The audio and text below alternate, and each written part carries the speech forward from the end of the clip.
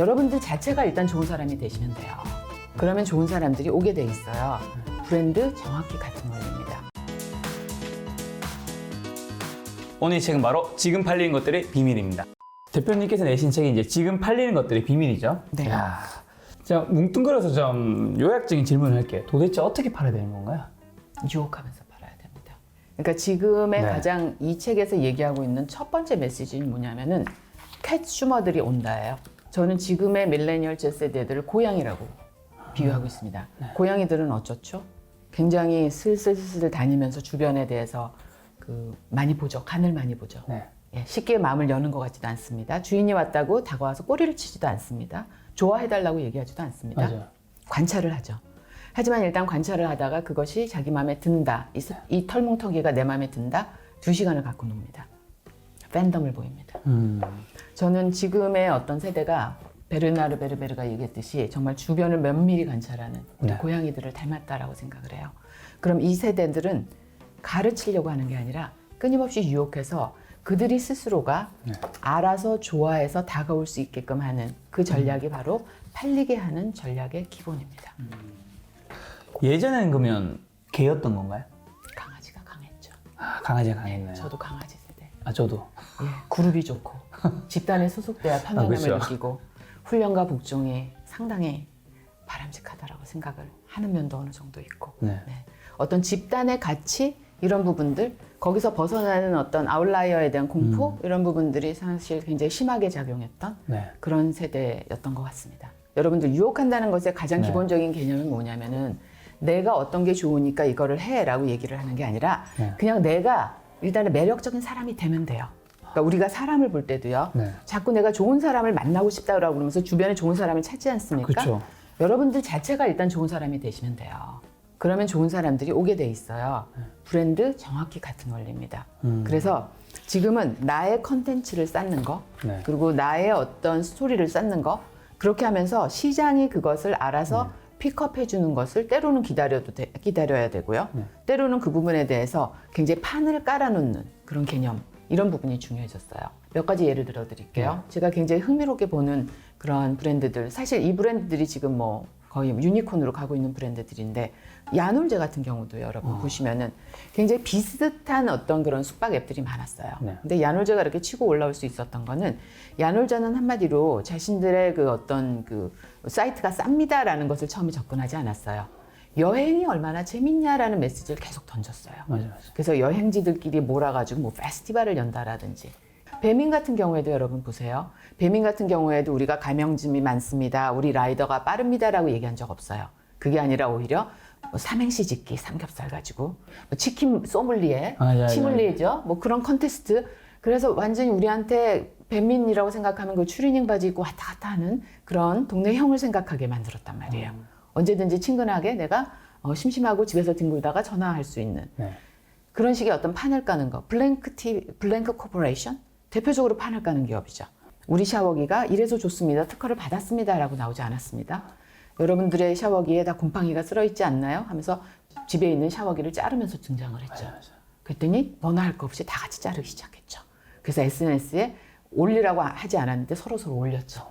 그 다음에 이제 퓨어썸 샤워기 이렇게 나오는 겁니다. 그런 식으로 어떤 직접적으로 들어가는 게 아니라 약간 쿠션 먹고 들어가는 이런 네. 판을 까는 모습. 그리고 빙그레 같은 경우에 빙그레. 요즘에 빙그레 굉장히 마케팅 잘하고 있는데, 우리 투게더가 이렇습니다 얘기하지 않고 인스타그램에 빙그레 더 마시스 그거 아십니까 혹시? 아, 그건 잘 못 봤어요. 네, 인스타그램에 빙그레 그 인스타그램 계정인데 네. 거기 가면 뭐 투게더 백작도 있고, 네, 빙그레우스 그 저는 네. 이제 캔디라는 그 소설 그 만화책을 이렇게 그래서 테리우스 좋아하던 세대여서 네. 어찌나 동감이 가든지 거기에 다 메로나도 그렇고 다들 이렇게 근사한 모습으로 출연을 하고 있습니다. 그런 정말 엉뚱한 이야기들. 네. 그리고 우리 곰표 밀가루가 우리 화장품도 내고 있고. 아, 그렇죠. 지금 공표 그 편의점에서 맥주가 품절 사태라고. 네, 팝콘. 네, 그 하얗다는 팝콘. 그리고 뭐 이렇게 패딩. 그거 다 하얗다는 공통점이 있지 않습니까? 그런 식의 굉장히 뭐 엉뚱하게 판을 까는 모습. 이런 식의 정말. 그러니까 지금은 5천만 개의 미디어가 있는 거예요. 나만에만 해도. 그러니까 이제는 그 미디어에 어떻게 내 브랜드를 편승시키지? 내 스토리를 어떻게 그들이 떠들게 만들어주지? 라는 것에 대한 전쟁이 됐습니다. 두 번째 챕터가 이제 새로운 소비 권력이 온다인데 거기서 새로운 소비 권력, MZ세대의 소비 문화는 좀 어떤 편인 거죠? 사실 일단은 그 구매력이 굉장히 늘어났다는 거잖아요. 그럼 우리가 이제 그 사람들이 어떤 소비 문화 패턴을 가지고 있는지 좀 알아야 되는 거잖아요. 그러니까 소비력 자체가 늘었다는 거 분명히 있는데요. 네. 여기서 더 중요한 거는 그들의 정보 파괴력이 너무 큽니다. 예, 그러니까는 이게 단순히 지갑이 더 두껍다라는 개념이 아니라 네. 그들이 어떤 물건에 대해서 좋다 나쁘다라고 얘기하고 그 정보를 퍼뜨리는 파괴력이 너무 높은 거예요. 아, 그렇죠. 요즘 SNS로 같이 맞물리면서. 네네. 그러니까 이게 정보의 비대칭에서 오는 거죠. 파급력의 비대칭. 옛날에는 그래도 좀 이렇게 말을 많이 하시는 분이 있으니까 파급력이 좀 센 사람은 1.2, 뭐 약한 사람이 0.8, 그래도 1에서 왔다 갔다 했단 말이에요. 네. 근데 지금은 너무 센 사람은 100이 되고 파급력이 없는 사람은 제로예요. 아무것도 안 하고 계신 분은 그냥 자기만 쓰고 좋아라 하시는 거예요. 이렇게 되면은 어떤 브랜드에 미치는 영향력이 반드시 구매한다라는 것 외에 정보의 파급력에서 오는 그 브랜드를 왔다 갔다 하게 만드는 힘이 너무나 크기 때문에 MZ를 이해해야 되는 거죠. 네. 근데 그들의 어떤 행동 중에 굉장히 저희가 주의 깊게 봐야 되는 게 첫 번째는 저는 네. 어떤 그들의 시간 여행. 시간 여행. 네. 이 디지털이라는 세상이 정말 재밌는 게 어떤 시간과 공간에 대한 제약을 거두어 갔어요. 그러니까 과거에는 저희가 그거는 요즘 거 아니야. 뭐 이런 얘기들이 뭐 의뢰 하는 얘기였는데 과거를 픽업하는 게 이제 너무 가능해진 거예요. 그렇게 해서 나오는 게 우리가 무슨 탑걸 GD라든지 아. 그 옛날 거를 그냥 가서 픽업을 하는 거예요. 그러니까는 지금의 Z세대들이 볼 때는 네. 과거 부모님 세대에 굉장히 저희가 일괄적으로 뭐가 유행을 하거나 일괄적으로 뭘 했던 것이 지금 가지고 놀기 되게 재밌고 신기한 소재인 거예요. 그래서 와, 그때는 이 운동화가 70%가 다 신었대. 이 친구들은 그게 너무 놀라워요. 아니 어떻게 아무리 좋아도 어떻게 70%가 다 좋아해? 이렇게 되는. 그쵸. 이 친구들은 이해를 못 하는 거예요. 그쵸, 그쵸. 그러면서도 또 신기해요. 그러면서 그거를 또 픽업해요. 네. 뭐 이런 식의 어떤 디지털 시간 여행이 그 노마드라고 얘기하는 네. 디지털 시간 여행이 적극적으로 가능해졌기 때문에 네. 어떤 시공간의 그런 개념이 굉장히 무너졌다라는 부분이 있고요. 네. 그리고 두 번째는 이거와 연계해서 지금 뭐 1일 1강이나 이런 것도 사실은 과거에 있던 게 픽업되는 거 아닙니까? 아, 그쵸. 갑자기 본인이 픽업하려고 해서 한 게 아니라 본인이 띄워야지 했던 게 아니라 갑자기 놀다 보니까 3년 전에 냈던 뮤직비디오가 야 이거 되게 이상한데 재밌네? 이러면서 띄워진 거거든요. 네. 그런 식으로 갑자기 픽업이 돼요. 그러면서 그 성장 과정을 또 같이 즐겨요. 그러니까 이게 두 번째 현상인데 뭐를 같이 참여하고 키운다라는 것이 굉장히 적극적입니다. 그러니까 이제는 어떤 내가 브랜드를 좋아해 라고 해서 그 브랜드를 사고 거기에 대해서 댓글 남기고 뭐 옹호하는 걸 넘어서 그 브랜드 몰랐던 거를 내가 같이 힘을 합쳐서 이거를 점점 더 알리고 더 좋은 브랜드로 만들고 이러는 것에 대한 buy me syndrome. 나도 거기 일조했어 라는 부분에서 훨씬 더 보이스를 내고 기뻐하고 그 덕질이란 말도 거기서 생기는 거고. 일종의 약간 주식의 주주가 되는 느낌. 그렇죠. 감정적 주주. 감성적 주주. 그렇죠. 비님이 갑자기 집에 계시다가 저렇게 바빠진 거엔 내 지분도 있어. 뭐 이런 일일 일강 하시는 분들의 어떤 생각일 수 있습니다. 우리 아미들 빌보드 차트 1위 만들어. 그렇죠. 대단합니다. 그게 두 번째 네. 특징일 수 있고요. 그래서 세 번째는 너무 내 자신을 드러내는 거에 대해서 좋아를 하지 않아요. 그래요? 브랜드가 내가 알아서 좀 좋아해 줄게 라는 게 굉장히 강합니다. 그래서 내가 알아서 좋아해 줄게 라는 부분에 우리가 타기 위해서는 내 자신의 컨텐츠를 지금은 조금 우울할 수도 있어요. 남이 나를 알아주지 않는 브랜드일 수도 있고 뭘 해도 잘 이게 안 먹힐 수도 있고 하지만 제가 그 브랜드 마케터들 아니면 자영업을 하시는 분들도 마찬가지입니다. 꾸준히 자기 컨텐츠를 쌓아 놓으셔야 돼요. 여기 이제 약간 젖은 낙엽 정신이 필요합니다. 이게 언제 어디서 어떻게 훅업이 될지 몰라요. 그렇기 때문에 이게 지금은 너무나 많은 촘촘한 이 미디어의 어떤 그게 들어가 있기 때문에 사실은 누구도 그 알고리즘을 정확히 파악할 수도 없고 불가능합니다. 네.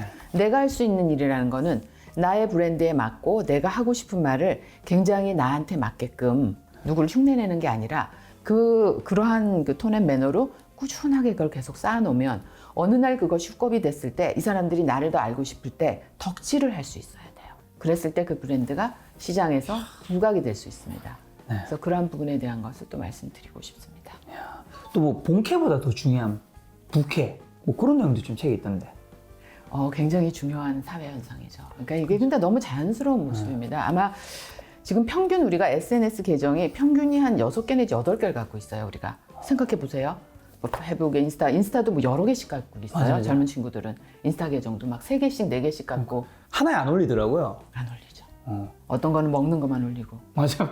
어떤 거는 일하는 자기 모습만 보여. 이게 약간 이렇게 아니, 저도 그걸 보면서 아니 그게 상업적인 것도 아닌데 그걸 굳이 왜 나눠 올릴까라는 생각을 하고 있는 저를 보면서 아, 난 기성세대구나. 왜냐면 그거 각자가 이제 자신의 모습이고 그게 부캐인 거예요. 그렇죠. 예, 그래서 이것도 내 모습이고 이것도 내 모습이고 그것들이 그냥 서로 완벽하지 않지만 하나를 이루어서 그게 완벽함이 돼라고 생각하는 게 지금이에요. 그러니까 이게 굉장히 변한 게 저희는 그 앞뒤가 똑같아야 된다는 말을 듣고 자랐습니다. 맞아요. 사람이 항상 똑같아야 되고 언제 어디서나 그 같은 모습이어야지. 너는 여기선 이런 모습 됐다가 또 저기선 저런 모습 보이면 안 된다. 사람이 겉과 속이 같아야 된다. 이런 말을 듣고 자랐는데 지금은 그러면은 참으로 지루하고 서프라이즈가 없다며 도대체 보물섬 같지 않다며 그래서 CEO들도 보시면은요 CEO의 모습으로 어떤 리더십을 가지고 회사를 운영을 하지만 페북이나 뭐 인스타에서는 굉장히 또 인간적인 모습을 보였을 때 많은 사람들이 굉장히 그것을 통해서 완벽하다고 느끼면서 박수를 치고 또 다가가지 않습니까? 그렇듯이 모든 사람들이 사실은 그게 진실이에요. 우리가 여러 가지 면이 있어요. 멀티 페르소나를 갖고 있어요. 네. 그러니까 그 부분을 이제는 조금 더 자신 있게 드러낼 수 있는 시대가 되지 않았나 그러한 부분에 대한 생각입니다. 책에서도 보니까 탈권위주의, 망가진 CEO 이제 부분이 있던데 또 사실 대표님은 이제 굉장히 고위 임원이셨지 않습니까? 좀 망가진 CEO 중에 좀 좋은 이미지 좀 대표적으로 누가 있을까요? 요즘엔 최태원 회장님이 먹방을 많이 보이고 계십니다. 예, 라면 먹방도 보이고 계시고 저는 최태원 회장님의 그런 네. 어떤 행보 많이 보고 있습니다. 굉장히 잘 다가가시고 그리고 실제적으로 그분이 굉장히 오픈하는 그런 쪽에 오픈마인드이신 네. 부분이 많다라는 주변 분들의 말씀도 자주 있고요. 그게 그냥 우리한테 보여주기식만이라고는 생각은 안 합니다. 그리고 오뚜기의 함 회장님 같은 아, 그렇죠. 네네. 따님이 함연진님이었나? 거기 나오셔가지고 뭐 사위랑 같이 음식 맛이 어떠느니 근데 그분이 사실은 평소에 그 미디어 출연 별로 안 하시는 분이시거든요. 근데 그런 부분에서도 굉장히 친근하게 와닿는 모습이 굉장히 보기 좋았습니다. 또 다른 특징이죠. 이거 좀 재밌던데 하면 된다. 우리는 되면 한다.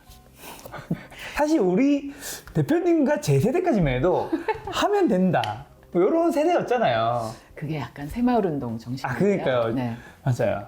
그러니까 이게 저는 긍정적으로 봅니다. 사실은 왜냐하면은 네. 이게 어떻게 보면 기성세대가 그래서 많이 공격하는 포인트예요. 뭐냐면은 지금 애들은 근성이 없다.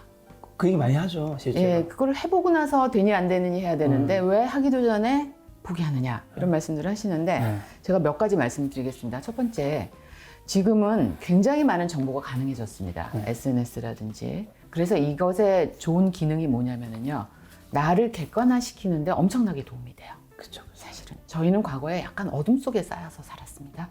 그러니까 제가 경쟁해야 될 대상은 저희 엄마 친구 아들 정도. 그 아들만 이기면 제가 맞아. 저희 엄마도 좀 으쓱해지고 저도 뭐 항상 딸이 좋다고 말씀 듣고 이렇게 살았지만 지금 애들은 내가 이 정도면 됐어라고 생각을 하다가도 SNS만 열어보면 나보다도 그 물건을 더 싸게 사고 더 잘 쓰는 애들이 후기가 뭐 많죠. 그러니까 이게 내가 쉽게 만족하거나 아니면 이 정도면 됐어라고 생각하기가 되게 힘들어요. 그게 사실은 상대적인 그 박탈감을 주기 때문에 굉장히 우리한테 불안감을 조성하는 거 맞아요. 그래서 SNS를 안 쓰는 사람들이 더 행복하다는 결과도 있어요. 심지어는. 그런데 거기로부터 우리가 자유롭지 못하다라고 하면은 네. 응? 질문이 뭐였지? 네? 하면 된다. 우리는 되면 한다. 깜짝이야. 이거 편집해. 이거 살릴 건데. 안 살려 안 돼요. 네. 자, 그러니까 이렇게 객관화가 되어 있기 때문에 이게 무조건 내가 그냥 무조건 하면 돼라고 밀어줄 수는 없는 거예요. 예, 그러한 개념이 있어서 이게 어떻게 보면 많은 정보나 이런 것들이 가능하기 때문에 오는 어떤 준비성, 조심성이 분명히 있는 거고요. 그리고 또 두 번째로는 그런 면에서 오는 건데 사실은 지금은 사실 이거는 좀 마음이 좀 아픈 얘기이기도 하는데요. 지금 세대는 저희 기성세대가 누렸던 것보다 훨씬 신분 상승의 기회가 줄었어요. 그중에 가장 크게 불안을 느끼는 것이 많은 서베이에서도 나타났지만 경제력에 대한 부분이에요. 아, 그렇죠. 네, 경제력에 대한 부분. 저희는 돈 모아서 열심히 하면 청약으로 집 마련할 수 있었어요. 그런데 그것이 지금은 굉장히 현실적으로 어려워졌다라는 생각을 하는 순간 굉장히 그 업사이드에 대한 그런 부분이 줄었다라는 것은 굉장히 두려운 거죠. 그렇기 때문에 이 친구들은 약간 피 속에 흐르는 게 어떤 가성비, 가심비. 그러니까 나의 지금의 시간과 돈을 투자했을 때 나올 수 있는 아웃풋. 이 부분에 대해서 훨씬 더 민감도가 높을 수밖에 없어요. 제가 깜짝 놀란 게 저희 아이가, 둘째 아이가 어릴 때부터 알바를 굉장히 많이 했어요. 옷을 좋아해가지고 엄마가 주는 용돈만으로는 옷을 다 감당을 못하니까 본인이 뭐 그렇게 이렇게 알바를 하더라고요. 근데 그 중에서도 편의점 알바를 오래 했어요, 이 친구가. 그 동네 앞 우리 집 앞에 편두리라 그러더라고요, 스스로를. 예, 편의점에서 이 바코드를 오래 찍었습니다. 고등학교 때. 그러니까 주말에 가가지고 아침마다 편두리를 이렇게 했어요. 그런데 이걸 이런 일을 하다 보니까 이 친구가 어릴 때부터 그 시간당 7천 얼마 이게 아주 피 속에 흐르더라고요. 그러니까 이게 어떤 거냐면은 내가 이만큼의 인풋을 집어였을 때 이만큼의 아웃풋이 나와야 돼라는 부분이 이 친구들한테는 어떤 굉장한 그 어떤 공식으로 자리 잡고 있는 거예요. 그래서 우리가 사귀기 전에 삼기다라는 말도 생기지 않았습니까? 그러니까 내가 덥석 이 사람이랑 사귀기 전에 삼기는 단계. 진짜 사귀어도 되나? 간을 보는 거죠. 그러니까 이거를 그냥 야 같다라고만 보실 게 아니에요. 어쩌면은 그런 경험에서 오는 어떤 최대한의 효율이라는 부분을 좀 강박처럼 생각하다 보니까 그런 부분에서 다소 신중하고 어떤 부분에서는 몸을 사리게 되는 그런 부분이고, 저는 그 부분이 그렇게 나쁘거나 아니면 바람직하지 않다고 보지 않습니다. 지금 대표님 얘기를 들어보니까 지금 지금 대표님이 쓰신 책이라든가 이런 젊은 세대를 좀 우리가 공부해야 되는 게 다르네요. 완전 다르죠. 왜 다른지 아세요? 너무 달라요. 이유는 하나예요. 이유는 하나입니다. 사실 그전 세대에도 뭐 세대 간 다르다 이런 얘기 늘 했어요, 저희가. 네. 뭐 옛날에 조선 시대에도 요즘 애들은 버릇이 없다며 맞아. 그런 말 책이 있지 않았습니까? 네. 그러니까 다 그런 건가 보다 이러시면 안 돼요. 왜냐하면 지금의 제 세대는요, 여러분, 눈을 뜨면서 아이패드를 보내드려요. 이게 무슨 얘기냐면은 아날로그하고 디지털의 이 간극이라는 거는요, 우리가 지금 2차 산업혁명이랑 비교가 안 돼요. 이건 인류 역사상 가장 큰 불의 발견 이후에, 전기의 발견 이후에 아마 가장 큰 역사상의 간극이에요. 그러니까 이 친구들은 눈을 뜨면서 아이패드를 넘기던 애들이에요. 그쵸. 핸드폰을 가지고 만지작거려서. 네. 그래서 얘네들은 인간관계도 온오프가 가능하다고 생각해요. 내가 원하지 않으면 오프라인 타고 사라졌다가도 또 원하면 또 딱 온으로 들어오고. 그러니까 저희는 그 마음에 안 들어도 좀 참고 이 관계를 유지하고 그 그룹에서 나가면 안 되고, 약간 그러한 애날로그적인 속박이 그쵸. 있었다라고 하면 이 친구들은 그게 너무 자연스러워요. 온오프가. 인간관계도 그렇고 어떤 그룹과의 내가 관계를 맺는 부분도 그렇고. 그래서 혼밥혼술이라는 게 이 친구들이 고독을 좋아해서 혼밥혼술이 유행인 게 아니라 언제든 원하면은 24시간 다른 네트워크에 들어갈 수가 있어요. 그렇기 때문에 혼밥혼술을 할 수 있는 거예요. 그러니까 이거를 자꾸 우리가 요즘 애들은 혼자 노는 걸 좋아하나 봐, 애들이 점점 이기적이야, 이렇게 말하는 게 아니라 거꾸로인 거예요. 저희는 혼밥혼술까지 해버리면은 더 이상 네트워크를 만들 수가 없었기 때문에 죽어라고 같이 먹은 거고요. 이 친구들은 언제든 딱 들어가가지고 다시 내 네트워크에서 활동하면은 거기서 좋아요 받고 다시 메신저 하고 서로 교감하고 서로 힐링하고 그러는 거예요. 그렇기 때문에 그 어떤 피로도를 혼밥혼술이라는 것에서 또 자연스럽게 충전하는 거고. 저희가 그러니까 제대로 그런 부분을 좀 보고 해석하는 힘이 필요해요. 어떻게 보면 스마트폰 하나로 지금 삶을 살아가는 패턴 자체가 완전히 바뀌면서 그런 것들 좀 우리가 지금 공부해야지 어떻게 보면 마케터로서 뭐 그런 분들에게 많은 것들을 좀 팔 수 있는. 꼭 이게 그리고 마케터뿐만이 아니라고 생각해요. 저는 사실은 조직에 있는 분들도요, 아랫사람들과의 갭을 너무 크게 느껴요. 맞아요. 요즘 애들은 왜 금세 들어왔다 나가지 이러신다고. 그러니까요. 그러니까 그런 것에 대한 이해라든지, 이게 꼭 마케터뿐만이 아니라 이 책을 읽고 내가 우리 아이를 더 잘 이해하게 됐다라는 분들도 계시고요. 내가 우리 조직원들을 좀 더 잘 이해하게 됐다라는 분들도 계시고. 그래서 어떻게 보면 저는 마케팅이라는 것이, 저는 소비자 행동론을 전공을 했는데 네. 물건을 파는 거죠. 하지만 물건을 팔려면은 이 시장을 움직이고 있는 사람들에 대한 이해가 사실은 가장 중요해요. 그러다 보니까 요즘 세대에 대해서 제가 관심을 많이 갖게 된 것 같습니다. 저도 열심히 공부하도록 하겠습니다. 제가 사실 약간 꼰대 마인드가 살짝 있거든요. 의외입니다. 김 작가님 그렇게 말씀하시면 지금. 저는 이런 거를 그냥 솔직하게 얘기하는 게 제 마음이 편해요. 자, 그럼 이제 우리가 MZ 세대를 조금은 이해한 것 같아요. 이제 조금 이해를 했는데, 그럼 그들이 좀 열광하는 뭐 10가지 도구가 있다면서요. 그걸 좀 우리가 알면 좀 더 잘 될 것 같은데. 그래서 첫 번째는 오프라인 카리스마. 그러니까 이게 굉장히 재미있는 게 온라인이 활성화되면서 다들 오프라인 매장이나 이런 부분들이 점점 줄고 있어요. 그런데 여러분들 무조건 줄인다는 게 대세가 아니고요. 여기서는 기존에 오프라인 매장이 5개였으면 5개를 없애고요. 하나 똘똘한 애를 만드는 게 대세예요. 그리고 그게 정말 중요합니다. 그러니까는 그렇고 그런 5개의 매장을 여시는 게 아니라 하나를 여는데 그거는 나의 브랜드의 모든 감성을 느낄 수 있는 곳으로. 그래서 사람들이 거기서 머물고 느끼고 사진 찍어서 자신의 SNS에 올릴 수 있도록 하는 게 지금의 저희가 해야 될 일입니다. 실제로 많은 브랜드들이 그렇게 하고 있습니다. 그래서 무슨 쇼쇼 상회, 코롱회 그런 거라든지 아니면은 저희가 잘 아는 아모레 성수 같은 데라든지 아니면은 현대자동차의 모터 스튜디오라든지 이런 곳에 가면은 실제로 물건은 안 팔아요. 물건을 파는 것이 아니라 거기서 화장품 못 삽니다. 자동차도 못 삽니다. 하지만 거기에서는 어떤 브랜드를 느낄 수 있는 어떤 공간으로 재탄생을 하고 있어요. 그게 오프라인 카리스마. 오프라인 카리스마. 저희가 젠틀몬스터가 그 부분에서는 선구자입니다. 젠틀몬스터. 네, 젠틀몬스터. 제가 지금 제 영상에서 안경을 처음 봤는데 젠틀몬스터 안경. 젠틀몬스터, 네. 젠틀몬스터가 굉장히, 젠틀몬스터는 마케터 네. 중에 굉장히 많은 숫자가 스페이스 마케팅 하는 친구들이에요. 이 친구, 젠틀몬스터 마케팅이 진짜 눈에 띄는 회사고요.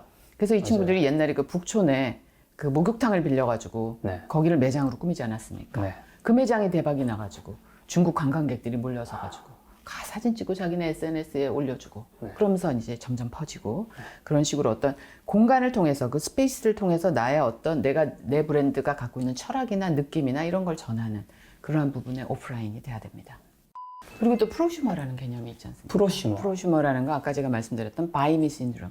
그러니까 내가 이 브랜드를 같이 키우고 같이 간다라는 개념입니다. 그래서 책에서는 그 첵스파맛 얘기를 잠깐 얘기를 했습니다만 시리얼 회사가 달콤한 맛 시리얼이랑 파 들어간 시리얼이랑 두 개를 놓고 시리얼 왕자를 고르겠다며 투표를 했는데 장난기 어린 우리 소비자들이 파맛에다가 대거 투표를 하셔가지고 그 시리얼 회사가 난감해졌습니다. 그 파맛이 유튜브에도 한창 핫했어요. 그러니까요. 그래서 그 회사에서 너무 난감해서 그게 출시가 될 수는 없지 않습니까? 이쪽은 이미 이 달콤한 맛을 밀려고 모든 준비가 끝났는데 그래서 다시 뒤져보니 같은 아이디가 중복 투표도 하고 막 이래가지고 부정선거라고 이제 그 투표를 무효화시키고 결국 이쪽을 왕자로 앉혔는데 이제 소비자들이 가만히 안 있고 청원을 한 거죠. 국민청원. 청와대요? 아니요, 거기 이제 거기 깜짝 놀랐어요. 요즘 청와대 국민청원이 많아서 국민청원이 들어갔고 어쨌든 그러면서 이제 다시 화제가 되고 그러면서 이것이 이제 이번에 출시가 됐습니다. 파맛이.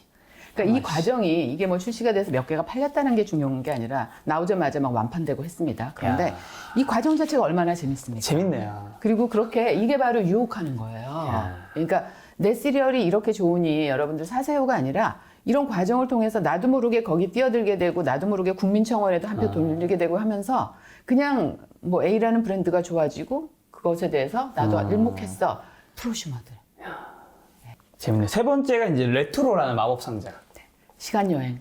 디지털이라는 것이 시간적 그 경계를 무너뜨렸기 때문에 요즘에 동묘 시장 가보면은 그 MZ세대들이 사실 이번 코로나 바이러스 오기 전부터 마스크 쓰고 돌아다니면서 거기서 옛날 옷 득템해가지고 할머니 패션 이런 거 유행시키고 있습니다. 그게 이제 시간 개념이 사실은 없어진 거죠. 그리고 사실 이 미스터 트롯, 이 열풍도 이 기성세대만 좋아하는 게 아니지 않습니까? 그쵸. 사실 그 덕질 뒤에는 우리 MZ의 힘이 있거든요. 네. 그래서 그 옆에서 할머니가 이명웅이가 역시 잘 불러 하면은 밑에 있는 제 세대가 나도 이명웅 좋아하면서 거기서 덕질하는 딱 그 장면이었습니다. 근데 이 친구들이 그러니까 과거의 어떤 그런 부분에 대해서 이제는 내 취향이나 이런 게 당당해진 거예요. 사실 저희 세대에도 저희도 트로트 좋아했습니다. 그쵸. 그런데 그게 내 취향이야라고 말할 사실은 용기가 없었죠. 근데 지금은 그 부분에 대해서 굉장히 당당해지고 과거의 것을 가지고 와서 놀 줄 아는 그런 레트로가 하나의 굉장히 중요한 장난감이 됐습니다. 네 번째는 또 모든 길을 인스타그램을 통한다. 인스타그램하고 요즘 너무 핫하죠, 사실. 포화 상태죠, 사실. 네. 그래서 모든 건 다 찍혀야 되는 이게 비주얼적으로 넘어가는 게 사실 걱정도 조금 있지만요. 어쨌든 간에 지금은 인스타그래머블 하냐 이거를 내 브랜드가 이제 확인을 해야 되는 부분입니다.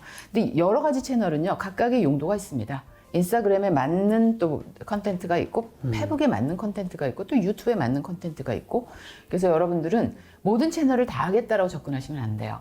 어느 채널을 내 능력에 따라서 내가 2개를 할 수 있으면 2개, 3개를 할 수 있으면 3개. 근데 거기에서는 일단 승부를 보겠다라는 게 맞고 나머지는 일단 철수시키는 게 맞고 제일 나쁜 전략이 그런 리소스도 없으면서 6개 채널 다 하겠다. 그건 아닙니다. 자기한테 맞는. 네. 자, 그럼 5번째가 댓글과 후기는 어떤 건가요? 그렇죠. 요즘에는 사실은 그 기사를 볼 때도 네. 그 기사는 안 읽고 댓글만 읽지 않습니까? 맞아, 유튜브 볼 때도 영상 틀어놓고 댓글을 같이 봐요. 댓글을 보면서 내 의견을 정조준하죠. 그렇죠, 그렇죠. 어디에다가 내 의견을 갖다 놓을지. 그리고 댓글이 웃겨서 일일 일강도 뜬 거고. 아, 맞아. 예, 댓글 보려고 많이 옵니다. 그래서 이 댓글이나 후기나 이런 부분들은 사실은 광고나 이런 거는 기가 막히게 골라내고 있고요. 그래서 어떤 소비자들의 어떤 자발적인 판단 이런 부분에 또 의존하는 거. 그래서 어떤 화장품 회사 같은 경우에는 그 매장에 나는 도움이 필요 없어요 이런 편말을 따로 놔두고 내가 도움이 필요 없는 경우에는 그 편말을 딱 이렇게 표시를 하면 점원이 안 다가오게끔. 그러니까 그만큼 어떤 자기 스스로의 어떤 판단, 이런 이성적 판단 이런 것도 또 하나의 그 인스타그래머블이 굉장히 감성적인 판단이라면 동시에 또 이런 이성적인 판단도 또 하나의 또 재밌는 장난감이 같이 되고 있다라는 그런 현상입니다. 6번째가 이제 10초 안에 사로잡는 밈의 과학. 요건 뭔가요? 밈, 짤, 틱톡이 거기에 이제 불을 지른 거고. 네. 네. 어떤 굉장히 집약적인, 그러니까 문화적 복제라는 뜻이거든요. 밈이라는 건 문화적 복제. 그래서 지금은 어떤 긴 시간에 어떤 그런 메시징을 전하는 그런 부분이 아니라 굉장히 집약적으로 그것이 어떤 부분을 좀 한 귀퉁이를 보이는 모습? 네. 그래서 그 귀퉁이가 내가 매력적이면 내가 그걸 더 알게 들어가 줄게. 그런 부분이 바로 밈의 역할입니다. 밈의 역할. 7번째가 실시간으로 소통하는 라이브 커머스. 요건 뭐 어떤 건가요? 아, 진짜 라이브 커머스 시장이 지금 홈쇼핑을 능가할 겁니다. 라이브 커머스라는 건 정말 실시간으로 파는 거 아닙니까? 네. 그 자리에서. 그러니까 이게 홈쇼핑보다 강력한 이유는 첫 번째, 실제 소통이 가능하다. 그러니까 그 자리에서 막 채팅하면서 그 채팅 보면서 반응하면서 그 네. 자리에서 굉장히 자극적이다라는 것도 있는데 사실 기업한테 굉장히 좋은 거는 이것의 파워는 뭐냐면 일단은 여기에서 이거를 테스트베드로 쓸 수 있다는 거예요. 홈쇼핑까지 간다라는 건 사실 리스크가 큽니다, 여러분. 비용도 그쵸. 많이 들고. 근데 이게 좀 애매해요. 그러니까 아직 100% 완성은 안 됐어요. 한 80%일 때 미디어 커머스 걸 수 있어요. 네. 그렇게 파일로팅을 자꾸 해보셔야 돼요. 그러면서 시장에서의 초기 반응 보셔야 되고 어떤 식으로 어떻게 강화할지에 대한 감을 얻으실 수가 있습니다. 그러면서 굉장히 강력한 도구입니다. 나머지 3가지 도구가 더 있는데 그건 여러분들이 책을 사서 보시면 될 것 같고요.